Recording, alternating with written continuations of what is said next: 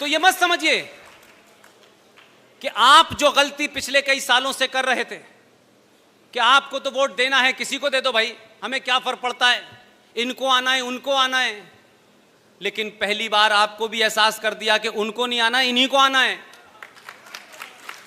आप अपनी इस ताकत को बनाए रखिए। और मैं जो देख पा रहा हूं, मेरे सीनियर जो देख पा रहे हैं, आप अपनी सनातन संस्कृति को प्राप्त करेंगे, उसकी शुरुआत हुई है। लिहाजा इसके साथ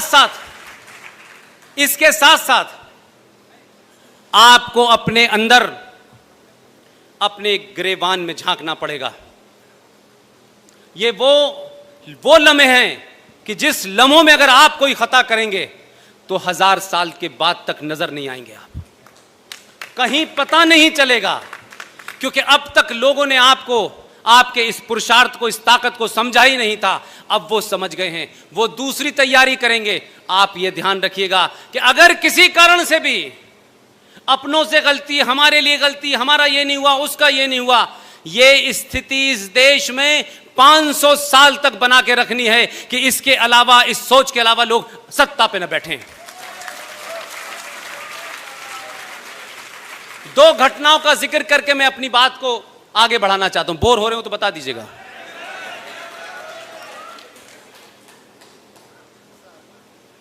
मैं अभी बॉम्बे गया, वहां एक निहायत पढ़ी लिखी और इसी उत्तर प्रदेश की बहू थी। उन्होंने मुझे टेलीफोन किया कोई महीने 1.5 महीने पहले। तो जम्मू कश्मीर के सिलसिले से कुछ दलितों का भी एक सिलसिला है, वो पहले भी मैं आपके सामने बयान कर चुका हूं और वो इससे जुड़ा हुआ है। तो जब भी जाता था तो मैं उस घटना को बताता था और साथ साथ ये भी कहता था कि पूरी दुनिया में कोई किसी से कितनी भी नफरत कर ले, लेकिन वो उस नफरत को संवैधानिक तौर पे जस्टिफाई अगर कहीं किया गया है तो वो है जम्मू कश्मीर। उन्होंने बहुत सारी चीजें सुनी।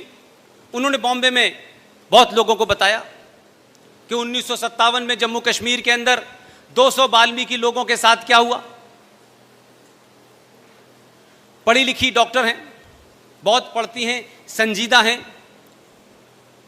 तो बड़ी मायूसी के साथ उन्होंने मुझसे कहा कि पुष्पेन जी, क्या मैं आपको भाई कह सकती हूं? मैंने कहा कहिए, इसमें किसने रोका है आपको भाई? बोली मैं आपको राखी बांधना चाहती हूं। मैंने कहा 15 अगस्त को मैं मुंबई में होऊंगा, आप मुझे वहीं राखी बांध दीजिएगा। जो बात उनसे मुझे करने के बाद पता चली, शक मुझे हल्का सा था, लेकिन क्योंकि वो ज्यादा किताबें उन्होंने पढ़ी, क्योंकि उनका वो एरिया है। उन्होंने कहा पुष्पेन जी, मेरी एक मुहिम चल रही है, मैं आपसे उसमें मदद चाहती हूं। मैंने कहा समाज के किसी भी ऐसा काम जिसमें समाज जुड़ जाए, आप रात के 2 बजे भी कहेंगी तब भी मैं हाजिर हो जाऊंगा। जो इंपॉर्टेंट बात है जो मैं आपके सामने कहना चाहता हूं, अगर किसी को दिल को चोट भी लगे तो मुझे माफ कर दीजिएगा, क्योंकि इसमें मेरा कोई हित नहीं है, मेरा कोई एजेंडा नहीं है। मैं उस समस्या से जूझ रहा हूं, उसकी निटी-गिटी को समझ रहा हूं। ये जो हमारे वाल्मीकि लोग हैं, जो दलित लोग हैं, ये सूअर क्यों पालते हैं? मैं चाहती हूं कि अब ये सूअर ना पालें। मैं उनकी बात को समझा नहीं। फंक्शन खत्म होने के बाद मैंने अपने कहा कि मेरे होटल में आ जाइए। उनके साथ में 3-4 और लोग भी थे। उन्होंने बड़े विस्तार के साथ मुझे ये बात समझाई और उस पूरी बात में मुझे लगा कि क्या इतने बड़े सैक्रिफाइस को,